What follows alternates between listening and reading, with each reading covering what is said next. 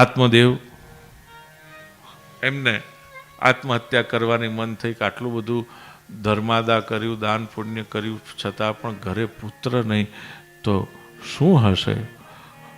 એના કરતાં આત્મહત્યા કરું, કારણ કે મારા આંગણે જે વૃક્ષો છે એ પણ નિષ્ફળ બને છે, ફળ વગરના, પુષ્પ વગરના.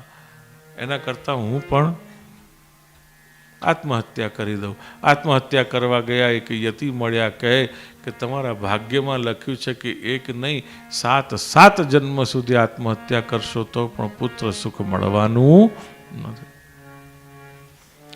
7 જન્માવધિ તવ પુત્રો નૈવ ચ નૈવ ચ. માટે આ બધું છોડો અને વિવેકને ધારણ કરો.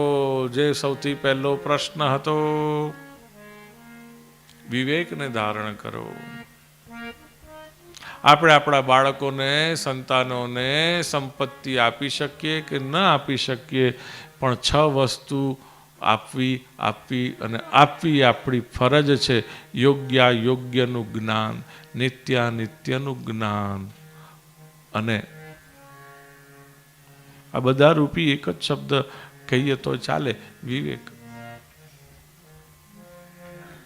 સત્યાસત્ય, યોગ્ય, નિત્યાનિત્ય, આ બધાનું જ્ઞાન, આ 6 વસ્તુનું જ્ઞાન ઇઝ ઇક્વલ ટુ વિવેક.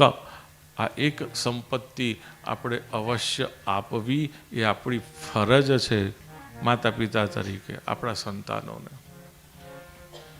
જેનાથી એ લોકો એ યોગ્ય નિર્ણય લઈ શકે, યોગ્ય નિર્ણય લઈ શકે. બીજું કંઈ નહીં આપ્યું હોય ને તો ચાલશે, પણ વિવેક તો આપવો જરૂરી છે.